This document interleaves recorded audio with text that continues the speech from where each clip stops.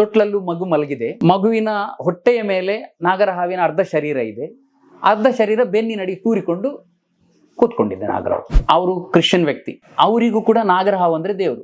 ಇಲ್ಲಿ ಕಚ್ಚಿ ಪೂರ್ತಿ ಇಲ್ಲಿ ಗ್ಯಾಂಗ್ರೀನ್ ಆಗಿದೆ. ಇದು ಇಡೀ ಸ್ಕಿನ್ನೇ, ಈ ಚರ್ಮ ಇದೆಯಲ್ಲ ಇಲ್ಲಿ ತನಕ ತೊಡೆಯ ಚರ್ಮನೇ ಇದೆ, ಇದು ಬೇರೆ ತೊಡೆ. ಈಗ ಒಂದು ದೊಡ್ಡ ನಾಗರವಲ್ಲಿ, ಸಾಮಾನ್ಯ 1 ಮೀಟರ್ ನಾಗರವಲ್ಲಿ 5-6 ಜನ ಸಾಯುವಷ್ಟು ವಿಷಯ ಇರ್ತದೆ. ಬಿದ್ದು ಅಂದ್ರೆ ಮಲಗಿದೆ, ಮತ್ತೆ ಒತ್ತಿ ಇಟ್ಕೊಳ್ಳಿ ಶುರು ಮಾಡಿದ್ರು. ಆದ್ರೆ ನನಗೆ ಪ್ರಾಣ ಹೋಗ್ತಾ ಇದೆ ಅನ್ನೋ ಭಯದಲ್ಲಿ ನಾನು ಒದ್ದಾಡ್ತಾ ಇದ್ದೆ. ಅವ್ರು ನನ್ನ ಸ್ಥಿತಿ ನೋಡಿ ಇದು ಹೋಯ್ತು ಮರಾಯ ಅಂತ ಹೇಳಿ ಹೋದ್ರು. ಅದು ಆಂಬ್ಯುಲೆನ್ಸ್ ಅಲ್ಲಿ ಬಾಡಿ ಹೋಗ್ತಾ ಉಂಟು, ನಾನು ಹೋಗ್ತಾ ಇದ್ದೇನೆ.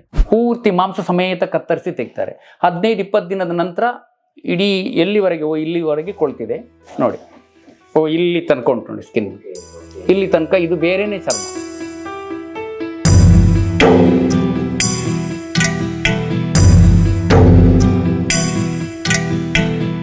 ಪ್ರಿಯ ವೀಕ್ಷಕರೇ ನಮಸ್ಕಾರ. ಕಾರ್ಯಕ್ರಮವನ್ನು ನೋಡಿ ಸುಮ್ಮನಾಗಬೇಡಿ, ನಮ್ಮ ವಾಹಿನಿಯನ್ನ ಸಬ್ಸ್ಕ್ರೈಬ್ ಮಾಡ್ಕೊಳ್ಳಿ.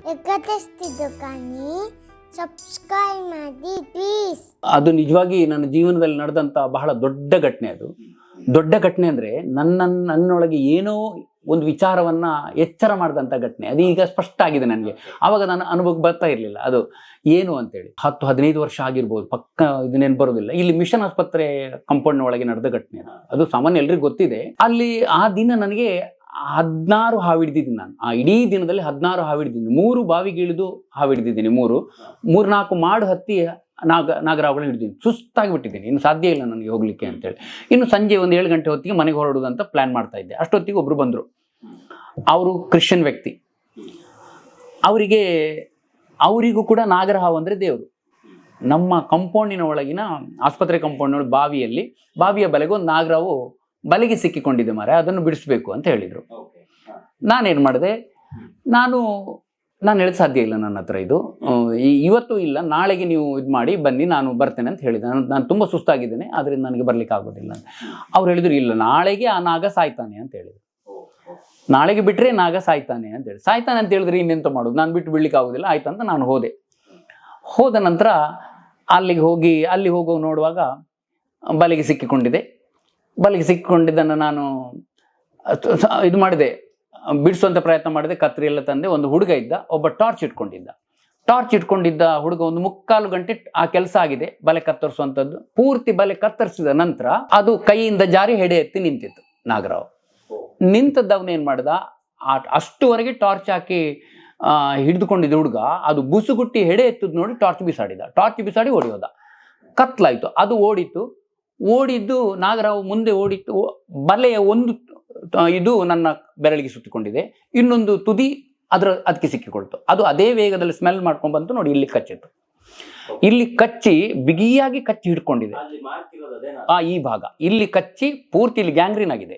ಇದು ಇಡೀ ಸ್ಕಿನ್ನೇ, ಈ ಚರ್ಮ ಇದೆಯಲ್ಲ ಇಲ್ಲಿ ತನಕ ತೊಡೆಯ ಚರ್ಮನೇ ಇದೆ, ಇದು ಬೇರೆ ತೊಡೆ ಚರ್ಮ. ಇದು ಪೂರ್ತಿ ಗ್ಯಾಂಗ್ರೀನ್ ಆಗಿದೆ ಕೈ. ಇದು ಕಚ್ಚಿದ ನಂತರ ಕತ್ಲೆಯಲ್ಲಿ ನಾನೇನ್ ಮಾಡಿದೆ, ಅದು ಗೊತ್ತಾಯ್ತು. ಅದು ಕಚ್ಚಿ ಹಿಡ್ಕೊಳ್ಬೇಕಾದ್ರೆ ಪೂರ್ತಿ ವಿಷವನ್ನು ಇಂಜೆಕ್ಟ್ ಮಾಡ್ತವೆ. ಈಗ ಒಂದು ದೊಡ್ಡ ನಾಗರವಲ್ಲಿ, ಸಾಮಾನ್ಯ 1 ಮೀಟರ್ ನಾಗರವಲ್ಲಿ 5-6 ಜನ ಸಾಯುವಷ್ಟು ವಿಷ ಇರ್ತದೆ. ಅದು ಎಲ್ಲರಿಗೂ ಎಲ್ಲ ಸಂದರ್ಭದಲ್ಲೂ ಇಂಜೆಕ್ಟ್ ಮಾಡೋದಿಲ್ಲ ಹಾವುಗಳು. ಮಾರಣಾಂತಿಕ ಸಂದರ್ಭದಲ್ಲಿ ಮಾತ್ರ ಅತಿಯಾದ ನೋವು, ಹಿಂಸೆ ಆದ ಸಂದರ್ಭದಲ್ಲಿ ತುಂಬಾ ಇಂಜೆಕ್ಟ್ ಮಾಡ್ತವೆ.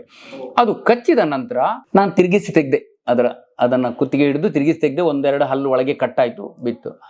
ಅದು ಅಲ್ಲಿ ನನಗೆ ಒಂದು ಥಾಟ್ ಬಂತು. ಅಷ್ಟೊತ್ತಿಗೆಲ್ಲ ಲೈಟ್ ಆನ್ ಮಾಡಿದ್ರು, ನಾನು ಅದು ಚೀಲಕ್ಕೆ ಹಾಕಿದೆ. ಅಲ್ಲೇ ಆಸ್ಪತ್ರೆ ಇದೆ ಅಲ್ಲ, ಕಾಂಪೌಂಡ್ನ ಒಳಗೆ ನಾನು ಕಚ್ಚಿದ್ದು. ಹಾಗೆ ನನಗೊಂದು ಆಲೋಚನೆ ಬಂತು. ನಾನು ತುಂಬ ಕಾರ್ಯಕ್ರಮಗಳಿಗೆ ಹೋಗ್ತಾ ಇದ್ದೆ, ಹಾವುಗಳ ಬಗ್ಗೆ ಮಾಹಿತಿ ಹೇಳ್ತಾ ಇದ್ದೆ, ಕಾರ್ಯಕ್ರಮ ಮಾಡ್ತಾ ಇದ್ದೆ. ಅವರು ಹಾವು ಕಚ್ಚಿದಾಗ ಏನೆಲ್ಲ ಚಿಹ್ನೆಗಳು ಬರ್ತಾವೆ ಅಂತೇಳೆಲ್ಲ ಕೇಳ್ತಾ ಇದ್ರು. ನಾನು ಅವರಿಗೆ ಹೇಳ್ತಾ ಇದ್ದೆ ಬೇರೆ ಪುಸ್ತಕಗಳಿರುವಂಥ ಮಾಹಿತಿಯನ್ನ. ನನಗೆ ಅನುಭವ ಇಲ್ಲ ಅಲ್ವಾ, ಕಚ್ಚಿದ್ರು ಸಣ್ಣ ಪುಟ್ಟ ಕಡಿತಗಳು, ಚಿಹ್ನೆಗಳು ಬರ್ತಾ ಇರಲಿಲ್ಲ. ನಾನೇನು ಮಾಡಿದೆ, ನನಗೊಂದು ಆಲೋಚನೆ ಬಂತು. ಈಗ ಇದು ಕಚ್ಚಿದೆ, ಈಗ ಏನೆಲ್ಲ ಚಿಹ್ನೆಗಳು ಹಾವು ಕಚ್ಚಿದಾಗ ಶಾರೀರಿಕ, ಮಾನಸಿಕ, ಒಳಗಿನ ಚಿಹ್ನೆಗಳು, ಆಂತರಿಕ, ಬಾಹ್ಯ ಚಿಹ್ನೆಗಳು ಏನೆಲ್ಲ ಬರ್ತಾವೆ, ಅದನ್ನು ನೋಟ್ ಮಾಡ್ಕೊಳ್ಬೇಕಂತ ಒಂದು ಯೋಚನೆ ಬಂತು. ಯಾಕಂದ್ರೆ ಇದು ನನಗೆ ಬಹಳ ಅಗತ್ಯದ ಒಂದು ಸಂದರ್ಭ, ಇದನ್ನು ನಾವು ಮಿಸ್ ಮಾಡ್ಕೊಳ್ಬಾರ್ದು. ಭಯ ಪಡೋದು ಅದು ಇದು ಮತ್ತು ಸೆಕೆಂಡರಿ, ಏನೋ ಒಂದು ಗಳಿಸಿದ ರೀತಿ ನನಗೆ ಆಲೋಚನೆ ಬಂತು. ನಾನು ಆಸ್ಪತ್ರೆಗೆ ಹೋದೆ, ಎಮರ್ಜೆನ್ಸಿ ವಾರ್ಡಲ್ಲಿ ಕೂತ್ಕೊಂಡೆ. ಅವ್ರು ಹೇಳಿದ್ರು ಮಲ್ಗಿ ಅಂತ ಹೇಳಿದ್ರು. ನಾನು ಸರ್ ಒಂದು ಸ್ವಲ್ಪ ಇದು ನೋಡ್ಕೊಳ್ತೇನೆ. ಯಾವ ಹಾವು ಕಚ್ಚಿತ್ತು ಅಂತ ಕೇಳಿದ್ರು, ನಾಗರಹಾವು ಅಂತ ಹೇಳಿದೆ. ಅವರು ಆ್ಯಂಟಿವೆನಮ್ ಹಾಕ್ಲಿಕ್ಕೆ ತಯಾರು ಮಾಡಿದರು. ಕೂತ್ಕೊಂಡೇ ಆ್ಯಂಟಿವೆನಮ್ ಹಾಕಿದರು, ಡ್ರಿಪ್ಸ್ ಮೂಲಕ ಆ್ಯಂಟಿವೆನಮ್ ಶುರು ಮಾಡಿದರು.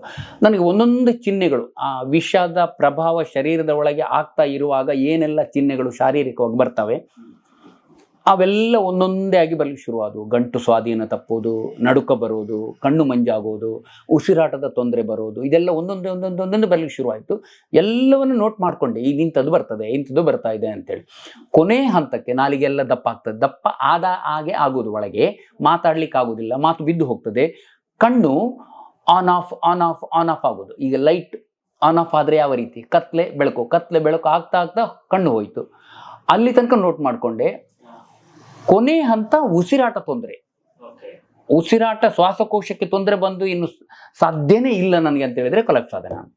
ಆ ಥಾಟ್ಸ್ ಎಲ್ಲ ಹೋಯ್ತು, ಬಿದ್ದು ಅಂದರೆ ಮಲಗಿದೆ. ಮತ್ತೆ ಒತ್ತಿ ಇಟ್ಕೊಳ್ಳಿ ಶುರು ಮಾಡಿದ್ರು. ಆದರೆ ನನಗೆ ಪ್ರಾಣ ಹೋಗ್ತಾ ಇದೆ ಅನ್ನೋ ಭಯದಲ್ಲಿ ನಾನು ಒದ್ದಾಡ್ತಾ ಇದ್ದೆ. ಅಲ್ಲಿ ಆಗಿಲ್ಲ. ಅಲ್ಲಿ ಅಂದರೆ ಅವ್ರಿಗೆ ಕನ್ಫರ್ಮ್ ಆಯಿತು ಇದು ಹೋಗ್ತದೆ. ಅಷ್ಟೊತ್ತಿಗೆ ಕೋಮಾ ಅಂದರೆ ತಟಸ್ಥ. ಅಲ್ಲಿಂದ ಅವರು ಅಲ್ಲಿ ಒಂದು ಘಟನೆ ನಡೆದಿದೆ, ಅದು ಮತ್ತೆ ಗೊತ್ತಾಯ್ತು ನನಗೆ. ಒಬ್ಬರು ಸೀನಿಯರ್ ಡಾಕ್ಟರ್ ಇದ್ರಂತೆ, ಅವರು ಚಿಕಿತ್ಸೆ ಮಾಡ್ತಾ ಇದ್ರು. ಅವ್ರು ನನ್ನ ಸ್ಥಿತಿ ನೋಡಿ ಇದು ಹೋಯ್ತು ಮಾರಾಯ ಅಂತ ಹೇಳಿ ಹೋದ್ರು. ಇದು ಹೋಯ್ತು, ಏನು ಬದುಕೋದಿಲ್ಲ, ಹೋಯ್ತು ಅಂತ ಹೇಳಿ ಹೋದ್ರು. ಹೇಳಿ ಹೋದ ನಂತರ ಜೂನಿಯರ್ ಡಾಕ್ಟರ್ ತಕ್ಷಣ ನನ್ನ ಅಲ್ಲಿ ಭಾವ, ನನ್ನ ಗಣೇಶಮ್ಮಿ ನನ್ನ ಭಾವ, ಮತ್ತು ನನ್ನ ತಂಗಿ, ನನ್ನ ಹೆಂಡತಿ, ನನ್ನ ಸ್ನೇಹಿತರೆಲ್ಲ ಇದ್ರು, 5-6 ಜನ ಇದ್ರಂತೆ. ಅವ್ರ ಹತ್ರ ಹೇಳಿದ್ರಂತೆ, ಈಗಲೇ KMCಗೆ ತಗೊಂಡು ಹೋದ್ರೆ ಇವನು ಬದುಕಬಹುದು ಅಂತ ಹೇಳಿದ್ರಂತೆ. ಇವರೆಲ್ಲ ಸೇರಿ ತಕ್ಷಣ KMCಗೆ ಅಡ್ಮಿಟ್ ಮಾಡಿದರು. ನೋಡಿ, ಸೀನಿಯರ್ ಡಾಕ್ಟರ್ ಆ ಥರ ಹೇಳಿ ಹೋದ್ರು, ಜೂನಿಯರ್ ಡಾಕ್ಟರ್ ಹೇಳಿದ್ರು ಕರ್ಕೊಂಡೋಗಿ. ಅಲ್ಲಿ ನಾನು ಬದುಕಿಕೊಂಡೆ. ಹೇಗೂ ಅಲ್ಲಿ ನನಗೆ ಅದು ಅನುಭವದ್ದು. ನಾನು ಅದೇ ಒಂದು ವಿಶೇಷ ಅನುಭವ ಅಂತ ಹೇಳಿದ್ದು. ನಾನು ಬೇರೆ, ದೇಹ ಬೇರೆ ಅನ್ನೋ ಒಂದು ಅನುಭವ ನನಗೆ ಆಸ್ಪತ್ರೆ ಹೋಗುವ ತನಕ ಅದೇ ಸ್ಥಿತಿಯಲ್ಲಿ ನಾನು ಅನುಭವಿಸಿದ್ದೇನೆ. ಅಂದರೆ ದೇಹದ ಜೊತೆ ಇದ್ದೇನೆ ನಾನು, ದೇಹದ ಒಳಗಿಲ್ಲ. ನನ್ನ ಶರೀರವನ್ನು ಎತ್ತಿ ಆ್ಯಂಬುಲೆನ್ಸಿಗೆ ಹಾಕುವಾಗಲೂ ನನ್ನ ಎದುರುಗಡೆ ಯಾವುದೋ ಒಂದು ದೇಹವನ್ನು ಹಾಕ್ತಾ ಇದ್ದಾರೆ ಆ್ಯಂಬುಲೆನ್ಸಿಗೆ. ಅದು 100% ಅಷ್ಟು ಕ್ಲಿಯರ್ ಆಗಿ. ಆ ನಂತರ ಆ್ಯಂಬುಲೆನ್ಸಲ್ಲಿ ಕೂತ್ಕೊಂಡಾಗಲೂ ದೇಹದಲ್ಲಿಲ್ಲ, ಮೇಲೆ ತೇಲ್ತಾ ಇದ್ದ ಅನುಭವ. ಸ್ವಲ್ಪ ಹೊತ್ತಿನ ಮೊದಲು, ಕೋಮಕ್ಕೆ ಹೋಗುವ ಸ್ವಲ್ಪ ಹೊತ್ತಿನ ಮೊದಲು ಯಾವ ಭಯ ಇತ್ತು, ಮಾನಸಿಕ ಸ್ಥಿತಿ ಇತ್ತು, ಹಿಂಸೆ ಇತ್ತು, ನೋವಿತ್ತು, ಏನೆಲ್ಲ ಇತ್ತು ಮನಸ್ಸಲ್ಲಿ, ಆ ಸ್ಥಿತಿಯಲ್ಲಿ ನಾನು ಬೇರೆ ದೇಹ ಬೇರೆ ಆದ ಕ್ಷಣದಲ್ಲಿ ಅದು ಯಾವುದೂ ಇಲ್ಲ. ಬಟ್ ನಾನು ಅನ್ನೋ ಒಂದು ಪ್ರಜ್ಞೆ ಮಾತ್ರ ಇದೆ, ಸ್ಥಿರವಾಗಿದೆ. ನೋವಿಲ್ಲ, ದುಃಖ ಇಲ್ಲ, ಎಂಥದೂ ಇಲ್ಲ. ಹೌದು. ಆದರೆ ಈ ದೇಹಕ್ಕೂ ನನಗೂ ಸಂಬಂಧ ಇದೆ ಯಾವುದೋ, ಅದು ಬಿಟ್ಟು ಹೋಗ್ಲಿಕ್ಕಿಲ್ಲ ನನಗೆ. ಅದು ಆ್ಯಂಬುಲೆನ್ಸಲ್ಲಿ ಬಾಡಿ ಹೋಗ್ತಾ ಉಂಟು, ನಾನು ಹೋಗ್ತಾ ಇದ್ದೇನೆ.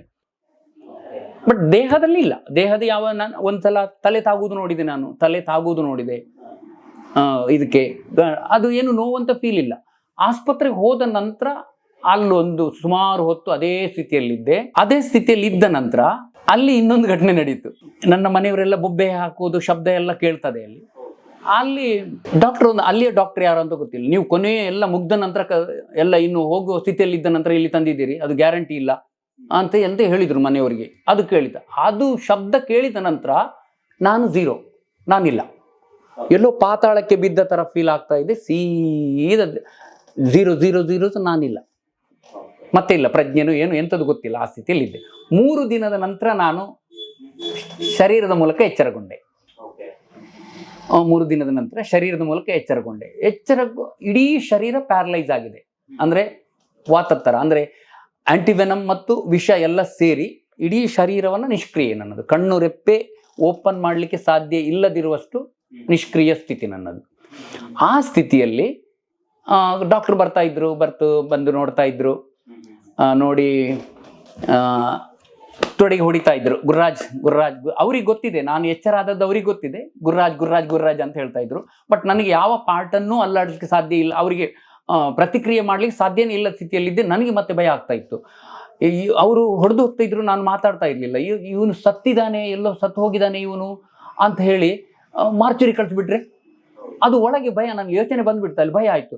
ಇವರಿಗೆ ಇನ್ನೊಂದ್ಸಲ ಬಂದಾಗ ಏನಾದ್ರೂ ಮಾಡಿ ಯಾವುದಾದ್ರು ಪಾರ್ಟ್ ಅಲ್ಲಾಡಿಸ್ಬೇಕು, ನಾನು ಬದುಕಿದ್ದೇನೆ ಅಂತ ಹೇಳಬೇಕು ಅಂತ ಆಲೋಚನೆ ಬರ್ತಾ ಇತ್ತು. ಅದು ಈಗ ಶುಷ್ಕ ಅಂತ ಅನ್ಸ್ಬೋದು, ಅವಾಗ ಅದು ಭಯ ಒಳಗಿಂದ ಕಾಡ್ತಾ ಇತ್ತು. ಕೊನೆ 3ನೇ ಸಲ ಬರುವಾಗ ನಾನು ಹೆಬ್ಬೆರಳನ್ನು ಅಲ್ಲಾಡಿಸಿ ತೋರಿಸಿದ್ದೇನೆ ಅವರಿಗೆ. ಜಸ್ಟ್ ಇಡೀ ಶಕ್ತಿಯನ್ನು ಬೆರಳಿಗೆ ಹೇಗೆ ಇದು ಮಾಡಿ ಬೆರಳನ್ನು ಮಾತ್ರ ಅಲ್ಲಾಡಿಸಿ ಅಲ್ಲಾಡ್ತಿದ್ದೆ. ಅವ್ರು ಗುರ್ರಾಜ್ ಗುರ್ರಾಜ್ ಗುರ್ರಾಜ್ ಅಂತ ಕರೆಯುವಾಗ ಬೆರಳ ಅಲ್ಲಾಡ್ತಿದ್ದೆ. ಕೂಡಲೇ ಹೇಳಿದ್ರು ಅವ್ರು, ನೋಡಿ ನೋಡಿ ನೋಡಿ ಅವ್ರು ಎಚ್ಚರಾಗಿದ್ದಾರೆ, ಅವ್ರು ಬೆರಳನ್ನು ಅಲ್ಲಾಡ್ತಿದ್ದಾರೆ ಅಂತೇಳಿ.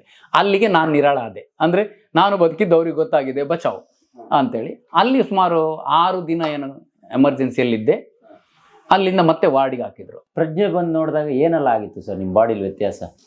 ಇಡೀ ಪ್ಯಾರಲೈಸ್ ಸರ್, ಇಡೀ ಶರೀರ ಅಲ್ಲಾಡಿಸ್ಲಿಕ್ಕೆ ಆಗದಿರುವ ಸ್ಥಿತಿ. ವಿಷ ಮತ್ತು ಆಂಟಿವೆನಮ್ ಸೇರಿ, ಆಂಟಿವೆನಮ್ ಅಂದ್ರೆ ಪ್ರತಿ ವಿಷ ಹಾಕಿರ್ತಾರಲ್ಲ, ಅದೆಲ್ಲ ಅಡ್ಡ ಪರಿಣಾಮ ನಮ್ಮ ಶರೀರದ ಮೇಲೆ ಬಿದ್ದಿರ್ತದೆ. ಆ ಥರ ಇತ್ತು. ಮತ್ತೆ ಮೆಲ್ಲ ಮೆಲ್ಲ ಮೆಲ್ಲನೆ ಅದು ಪ್ಯಾರಲೈಸ್ ಹೋಯ್ತು. ಮೆಲ್ಲ ಮೆಲ್ಲ ಮೆಲ್ಲ ಹೋಗ್ತಾ ಕೈಕಾಲು ಅಲ್ಲಾಡಿಸ್ಲಿಕ್ಕೆ, ಮಾತಾಡ್ಲಿಕ್ಕೆ ಎಲ್ಲ ಸರಿ ಆಗ್ತಾ ಬಂತು. ಕೈ ನೋಡುವಾಗ ಮಾತ್ರ ಇಡೀ ಪೂರ್ತಿ ಸ್ವಲಿಂಗ್ ದಪ್ಪ ಆಗಿದೆ, ಇಡೀ ಪೂರ್ತಿ ಕಪ್ಪಾಗಿದೆ. ಇದಕ್ಕೆ ನಾನು ICU ಇಂದ ನನ್ನ ಶರೀರದ ವ್ಯವಸ್ಥೆ ಸರಿಯಾಗುವವರೆಗೆ ಅಲ್ಲಿ ಇದಕ್ಕೆ ಟ್ರೀಟ್ಮೆಂಟ್ ಏನು ಮಾಡ್ತಾ ಇರಲಿಲ್ಲ ಅಂತ ಅನಿಸ್ತದೆ ನನಗೆ. ಮತ್ತೆ ವಾರ್ಡಿಗೆ ಹಾಕಿದ್ರು.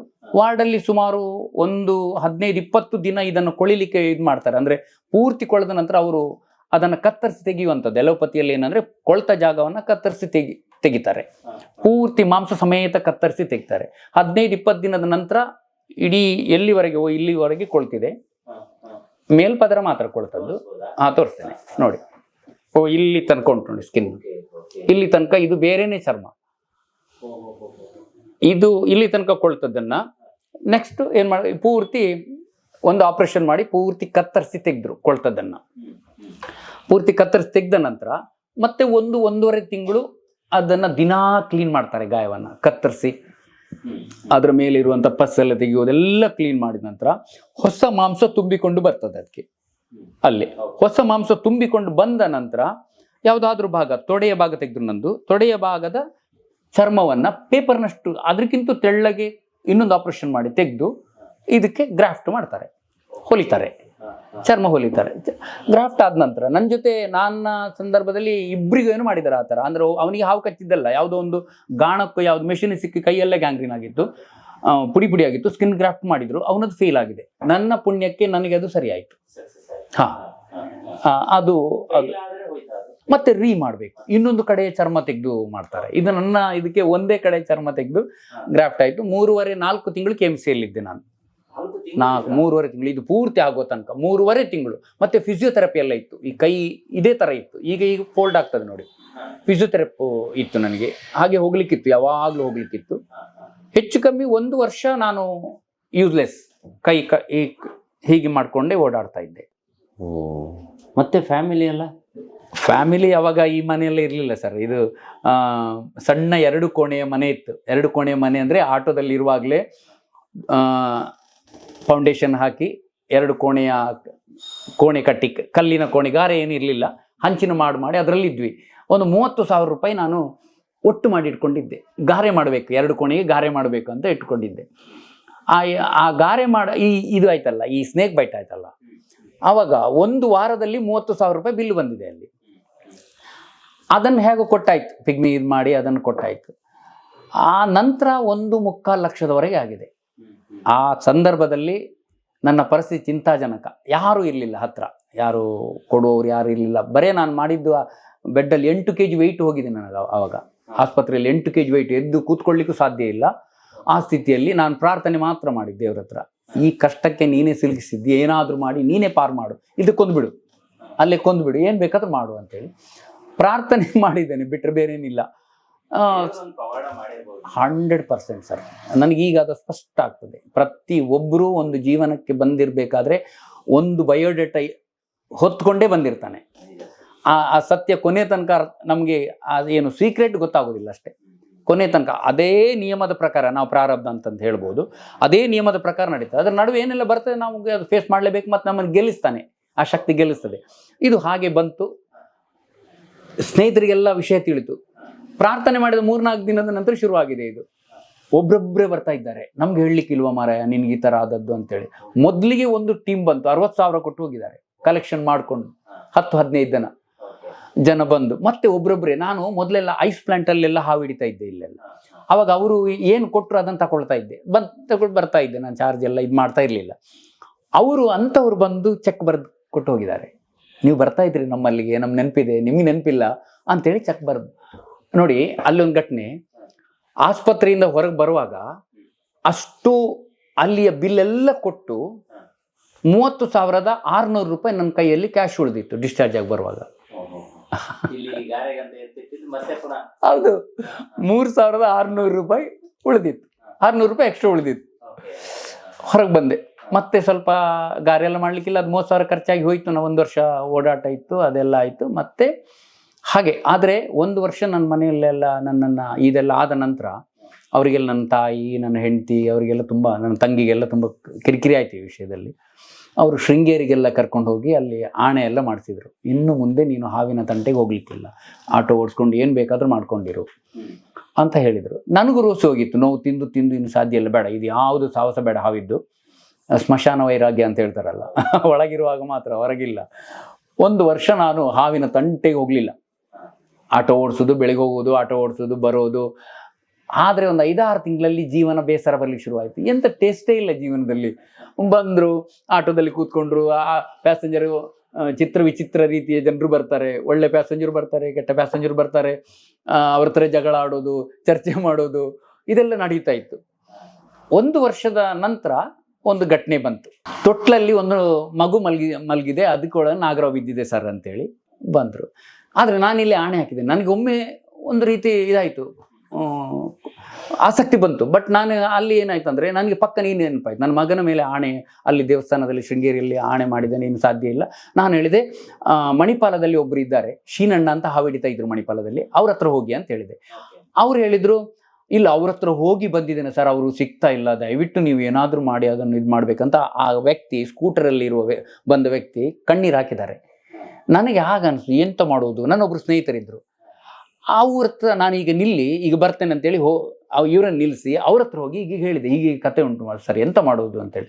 ಅವ್ರು ಹೇಳಿದರು, ಆವತ್ತು ನಿನಗೆ ಬಿಡಬೇಕಂತ ಬಂದಿತ್ತು ಸೂಚನೆ, ಈಗ ಹಿಡಿಬೇಕು ಅಂತ ಬಂದಿದೆ, ಹೋಗಿ ರಕ್ಷಣೆ ಮಾಡು ಅಂತ ಹೇಳಿದರು. ತಕ್ಷಣ ಓಡಿದೆ ಅಲ್ಲಿಗೆ. ಹೋಗಿ ನೋಡುವಾಗ ತೊಟ್ಲಲ್ಲೂ ಮಗು ಮಲಗಿದೆ. ಮಗುವಿನ ಹೊಟ್ಟೆಯ ಮೇಲೆ ನಾಗರ ಹಾವಿನ ಅರ್ಧ ಶರೀರ ಇದೆ, ಅರ್ಧ ಶರೀರ ಬೆನ್ನಿನಡಿ ತೂರಿಕೊಂಡು ಕೂತ್ಕೊಂಡಿದ್ದೆ ನಾಗರಾವ್. ಮೇಲಿದ್ದ ಹಾವು, ಇಲಿ ಹಿಡಿಲಿಕ್ಕೆ ಬಂದ ಹಾವು ಜಾರಿ ತೊಟ್ಟಿಲಿಗೆ ಬಿದ್ದದ್ದು. ತೊಟ್ಟಿಲಿಗೆ ಬಿದ್ದದ್ದನ್ನು ಬೀಳುವುದನ್ನು ತಾಯಿ ನೋಡಿದ್ದಾರೆ. ನೋಡಿ ಏನು ಮಾಡಲಿಕ್ಕಿಲ್ಲ, ಅದು ಸುತ್ತಾಕೊಂಡಿದೆ ಅಲ್ವಾ, ಒಳಗೆ ಸೇರಿಕೊಂಡಿದೆ ಅಲ್ವಾ, ಹೆದ್ರಿ ಬೊಬ್ಬೆ ಹಿಡಿದು ಗಂಡನಿಗೆಲ್ಲ ಹೇಳಿ ಅವರು ಬಂದು, ನಾನು ಹೋಗುವಾಗ ಅದೇ ಸ್ಥಿತಿಯಲ್ಲಿ ಇತ್ತು. ಮತ್ತೆ ನಾನು ನನ್ನದೇ ಒಂದು ಆಚೆ ಈಚೆ ನಮ್ಮ ಅಂದರೆ ಆ ಹಾವಿಡಿಯುವಾಗ ಅಂಥ ಸಾಮಾನ್ಯವಾಗಿ ಎಲ್ಲೋ ಒಂದು ಕಡೆ ಇರುವಂಥ ಹಾವನ್ನು ನಮಗೆ ತುಂಬ ಆಲೋಚನೆ ಮಾಡಬೇಕಾಗಿಲ್ಲ. ಅಂಥ ಸಂದರ್ಭದಲ್ಲಿ ಅಲ್ಲೇ ಬಂದುಬಿಡ್ತದೆ ಆಲೋಚನೆಗಳು. ನಾನು ಅದನ್ನು ಮಗುವನ್ನು ಎತ್ತಿ ಮೇಲೆ ಎಸೆಯುವಂಥ ರೀತಿಯಲ್ಲಿ ಮಗುವನ್ನು ತಕ್ಷಣ ತೆಗೆದು ಹಾವನ್ನು ಹಿಡಿದೆ. ಅದೊಂದು ದೊಡ್ಡ ಘಟನೆ. ಆ ಸಂದರ್ಭದಲ್ಲಿ ಆ ವ್ಯಕ್ತಿ ಕಿಸೆಯಲ್ಲಿ ಎಷ್ಟು ದುಡ್ಡಿತ್ತು, ನೋಟಿತ್ತು, ನೋಟನ್ನು ತೆಗೆದು ಕೊಡ್ತಾ ಇದ್ದಾರೆ ನನಗೆ ಮನಸ್ಸು ಬರಲಿಲ್ಲ. ಯಾಕಂದ್ರೆ ನನಗೊಂದು ಭಯ ಇತ್ತು, ಇಲ್ಲಿ ನನ್ನ ಮಗನ ಮೇಲೆ ಆಣೆ ಇಟ್ಟಿದ್ದೇನೆ, ಇನ್ನು ಸಮಸ್ಯೆ ಬೇಡ. ಆ ದಿನ ಅವ್ರ ಹತ್ರ ಏನೂ ತಗೊಳ್ಳಿಲ್ಲ ನಾನು. ಮತ್ತೆ ಮನೆಯಲ್ಲಿ ಬಂದು ಹೇಳಿದೆ, ಈಗೀಗ ಆಯಿತು ಮರಾಯ್ತು, ನನಗೇನು ಮಾಡ್ಲಿಕ್ಕೆ ಸಾಧ್ಯ ಇಲ್ಲ, ಆ ಮಗುವನ್ನು ಉಳಿಸ್ಬೇಕಾಯ್ತು ಅಂತ. ಮತ್ತೆ ಇಲ್ಲ, ಮಗುವನ್ನು ಉಳಿಸಿದ್ದಂತೆ ಇವರು ಸೈಲೆಂಟ್ ಆದರು. ಮತ್ತೆ ತಪ್ಪು ಕಾಣಿಕೆ ಎಲ್ಲ ಇಟ್ಟ ನಂತರ ನಾನು ಮನೇಲಿ ಹೇಳಿದೆ, ಇನ್ನು ಮುಂದೆ ನಂತರ ಸಾಧ್ಯ ಇಲ್ಲ, ನಾನು ಮುಂದುವರಿದು ಇದೇ ಕ್ಷೇತ್ರ ಮುಂದುವರಿತೀನಿ, ಏನಾಗ್ತದೆ ನೋಡೋಣ ಮುಂದಕ್ಕೆ, ಈಗ ಒಂದ್ಸಲ ಆಯ್ತಲ್ಲ ಜಾಗ್ರತೆ ಮಾಡೋಣ ಅಂತ ಹೇಳಿ ಮತ್ತೆ ನಾನು ನಿರಂತರ ಹಾವುಗಳನ್ನು ಹಿಡಿಯೋದು, ಅವುಗಳ ಬಗ್ಗೆ ಅಧ್ಯಯನ ಮಾಡೋದು. ಬಾಡಿಗೆ ಇಲ್ಲದಿದ್ದಾಗ ಸೀದಾ ಬಾಡಿಗೆ ಸ್ವಲ್ಪ ಕಡಿಮೆ ಅಂತ ಅನಿಸಿದರೆ ಹೆಬ್ರಿ ಕಾಡಿಗೆ ಹೋಗೋದು, 1 ಪ್ಯಾಕೆಟ್ ಬಿಸ್ಕೆಟು, 1 ಬಾಟ್ಲು ನೀರು ಇಟ್ಕೊಳ್ಳೋದು, ಪುಸ್ತಕಗಳನ್ನು ನೋಡೋದು, ಎಲ್ಲೆಲ್ಲಿ ಹಾವುಗಳು ಯಾವ ವಾತಾವರಣದಲ್ಲಿ ಇರ್ತವೆ, ಇದನ್ನೆಲ್ಲ ಮಾಡಲಿಕ್ಕೆ ಶುರು ಮಾಡಿದೆ. ಒಂದೊಂದು ಹಾವುಗಳು ಸಿಗೋದು ಅಲ್ಲಿ, ಆ ಹುತ್ತದಲ್ಲಿ, ಅಲ್ಲಲ್ಲಿ ಇರೋದು ಹಾವು ನೋಡಿ ಅದು ಅಧ್ಯಯನ ಅಂತ ಆಯ್ತು. ಅಂದರೆ ಅದು ಕೂಡ ನನ್ನ ಆಸಕ್ತಿಗೆ ಮಾಡಿದ್ದು ಬಿಟ್ಟರೆ ಏನೋ ಒಂದು ಸಾಧಿಸಬೇಕಂತ ಥಾಟು ಇಲ್ಲೇ ಇಲ್ಲ. ಯಾರು ಸಾಧಕರು ಅಂತ ಹೇಳ್ತಾರಲ್ಲ. ಸರ್, ನಿಮ್ಮ ಈ ಕೈಯಲ್ಲೂ ಬೆಟ್ ಏನೋ ಪ್ರಾಬ್ಲಮ್ ಆಗಿದೆ, ಇದು ಹಾವಿಂದನೇ? ಇದು ಕೂಡ ಹಾವಿನಿಂದ ಆದದ್ದು ಸರ್. ಇದು ಒಂದು ಕಡೆ ನಾನು ಕಾರ್ಯಕ್ರಮಗಳನ್ನು ಮಾಡ್ತಾ ಇದ್ದೆ, ಒಂದು 6-7 ಜಾತಿಯ ಹಾವುಗಳನ್ನು ಕೊಂಡು ಹೋಗ್ತಾ ಇದ್ದ ಸಂದರ್ಭದಲ್ಲಿ ಒಂದು ಕಾಲೇಜಲ್ಲಿ ಡೆಮೋ ಮಾಡುವಾಗ ಹುಡುಗರು, ಅಂದರೆ ಅದು ನನ್ನದೇ ಅಜಾಗರೂಕತೆ, ಅವರೆಲ್ಲ ಹಾವು ಹೆಡೆ ಎತ್ತಿದ್ದು ನೋಡಿ ಎಲ್ಲ ಕುಣಿದಾಡ್ಬಿಟ್ರು ಖುಷಿಯಿಂದ. ಅದು ಟೇಬಲಿಂದ ಕೆಳಗೆ ಹಾರ್ಲಿಕ್ಕೆ ನೋಡ್ತು. ನಾನು ಹಿಡ್ಕೊಂಡು ಕೂಡಲೇ ಅಲ್ಲ, ಹಾರಿದ್ದನ್ನು ತೆಗೆದು ನಾನೊಂದು ಬಾಕ್ಸ್ ಇತ್ತು, ಬಾಕ್ಸಿನ ಒಳಗೆ ಹಾಕುವಾಗ ಆ ಬೆರಳು ಒಳಗೆ ಸಿಕ್ಕೊಳ್ತು. ಈ ಬೆರಳು ಅದು ಅಲ್ಲಿಗೆ ಕಚ್ಚಿದ ನಂತರ ನಾನು ಒಂದು 3/4 ಗಂಟೆಯಲ್ಲಿ ಅಲ್ಲಿಂದ ಆಸ್ಪತ್ರೆಗೆ ಬಂದೆ, ಮಿತ್ರ ಆಸ್ಪತ್ರೆಗೆ ಅಡ್ಮಿಟ್ ಆದೆ. ಇದೆಲ್ಲ ಪೂರ್ತಿ ಗ್ಯಾಂಗ್ರೀನ್ ಆಯ್ತು. ಇಲ್ಲೂ ಇದು ಗ್ಯಾಂಗ್ರೀನ್ ಆಯ್ತು, ಕೊಳೆತ ಬಂದ ನಂತರ ಆಸ್ಪತ್ರೆಯಲ್ಲಿ ಹೇಳಿದ್ರು ಇದು ನಾಗರಹಾವೆ. ಕೊಳೆತ ಬಂದ ನಂತರ ಡಾಕ್ಟರ್ ಹೇಳಿದ್ರು ಇದನ್ನು ಗ್ರಾಫ್ಟ್ ಮಾಡಬೇಕು ಅಂತೇಳಿ. ಒಂದು ಹೌದು ಒಂದು 1.25 ಲಕ್ಷ ಆಗ್ಬೋದು ಅಂತ ಹೇಳಿದರು. ನನ್ನ ಹತ್ರ ಏನೂ ಇಲ್ಲ, ಇನ್ನೂ ಸಾಧ್ಯ ಇಲ್ಲ ಅಂತ ಹೇಳ್ತಿದ್ದೆ. 1 ವಾರ ಅಲ್ಲಿದ್ದೆ, ಪೂರ್ತಿ ಕಪ್ಪಾಗಿತ್ತು. ಇದು ಆಯುರ್ವೇದ ಶುರು ಮಾಡಿದೆ. ಆವಾಗ ಡಾಕ್ಟರ್ ರವೀಂದ್ರನಾಥ್ ಐತಾಳ ಅಂತ ಪುತ್ತೂರಲ್ಲಿದ್ದಾರೆ, ಗೊತ್ತಿರ್ಬೋದು ನಿಮಗೆ. ಅವ್ರ ಹತ್ರ ನನ್ನೊಬ್ಬರು ಸ್ನೇಹಿತರು ಕರ್ಕೊಂಡು ಹೋದ್ರು. ಅಲ್ಲಿ ಚಿಕಿತ್ಸೆ ಶುರು ಮಾಡಿದ್ದು.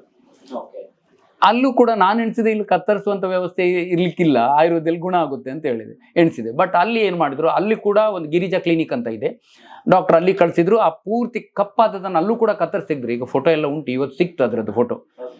ಪೂರ್ತಿ ಗ್ಯಾಂಗ್ರೀನ್ ಆಗಿ ಅಷ್ಟು ಜಾಗವನ್ನು ಒಂದು ತೋಡಿನ ಥರ, ಹಳ್ಳ ಥರ ಆಗಿತ್ತು. ಆದರೆ ಅವರು ಆಯುರ್ವೇದ ಔಷಧಿ ಕೊಟ್ಟರು, ಮನೆಯಲ್ಲೇ ಲೇಪ ಮಾಡುವಂಥದ್ದು, ದಿನಕ್ಕೆ 2 ಸಲ ಮನೆಯಲ್ಲೇ.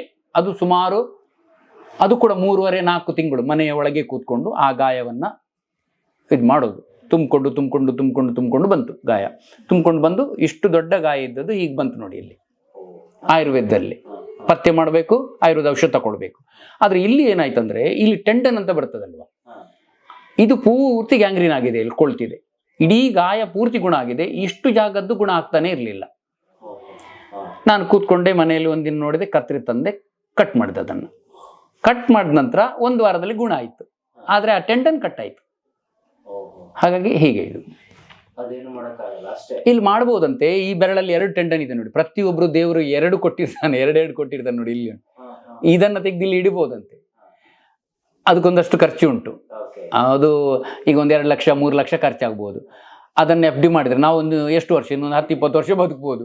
ಅದಕ್ಕೆ ಯಾಕೆ ಇದು ಮತ್ತೆ ಇದು ಈ ಬೆರಳು ಆದ ನಂತರನೇ ತುಂಬಾ ಕಾಳಿಂಗ ಸರ್ಪಗಳನ್ನ ಹಿಡಿದೆ, ಅವುಗಳನ್ನ ಏನು ತೊಂದರೆ ಆಗುದಿಲ್ಲ ಇದು.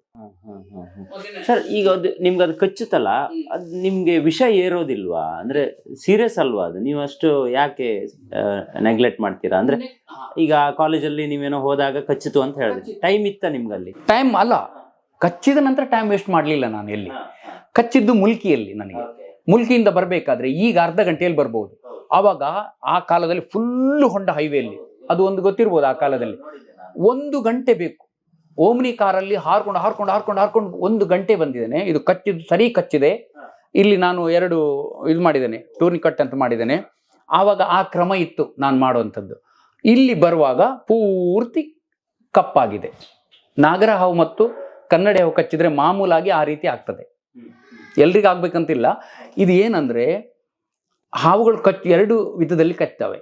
ಒಂದು ಅಕಸ್ಮಾತ್ತಾಗಿ ನೀವು ಮೆಟ್ಟಿದಾಗ, ಗೊತ್ತಿಲ್ಲದೆ ಹಿಡಿದಾಗ ಭಯದಲ್ಲಿ ಕಚ್ಚುವಂಥದ್ದು ಇರ್ತದೆ. ಆವಾಗ ಕಚ್ಚುವಾಗ ಹಲ್ಲು ಚುಚ್ಚಿರ್ಬೋದು, ವಿಷ ಬರದೇ ಇರ್ಬೋದು, ಡ್ರೈ ಬೈಟ್ ಅಂತ ಕರೀತಾರೆ.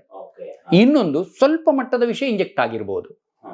ಈ ಸ್ವಲ್ಪ ಮಟ್ಟದ ವಿಷಯ ಇಂಜೆಕ್ಟ್ ಆದ್ರೆ, ಈಗ ಮೆಟ್ಟುವವರಿಗೆ, ಹಿಡಿದವರಿಗೆ, ಗೊತ್ತಿಲ್ಲದೆ ಕಸದ ರಾಶಿಯಲ್ಲಿರುವಂತಹ ಹಾವಿಗೆ ಕೈ ಹಾಕಿದವರು ಸ್ವಲ್ಪ ಮಟ್ಟದ ವಿಷಯ ಇಂಜೆಕ್ಟ್ ಆಗ್ಬೋದು. ಈ ರೀತಿ ಗ್ಯಾಂಗ್ರೀನ್ ಆಗುವ ಸಂಭವ ಬರೋದಿಲ್ಲ. ಅದೇ ಒಂದು ಹಾವಿಗೆ ತೀರಾ ನೋವಾಗಿದ್ರೆ ಅಥವಾ ತೀರಾ ಭಯ ಆಗಿದ್ರೆ ಅದು ಮ್ಯಾಕ್ಸಿಮಮ್ ವೆನಮನ್ನು ಇಂಜೆಕ್ಟ್ ಮಾಡಬಹುದು. ಹೆಚ್ಚಿನ ಪ್ರಮಾಣದ ವಿಷವನ್ನು ಇಂಜೆಕ್ಟ್ ಮಾಡಿದಾಗ ಇಲ್ಲ, ಕಚ್ಚಿ ಹಿಡ್ಕೊಳ್ಳೋದು. ಹಿಡ್ಕೊಂಡಾಗ ಗ್ಲ್ಯಾಂಡ್ ಅಲ್ಲಿರುವಂಥ ಎಲ್ಲ ವೆನಮ್ ನಮ್ಮ ಒಳಗೆ ಇಂಜೆಕ್ಟ್ ಆಗುತ್ತೆ. ಕಚ್ಚಿ ಬಿಟ್ಟಾಗ ಎಷ್ಟು ಇಂಜೆಕ್ಟ್ ಆಗಿದೆಯೋ ಅಷ್ಟು ಮಾತ್ರ.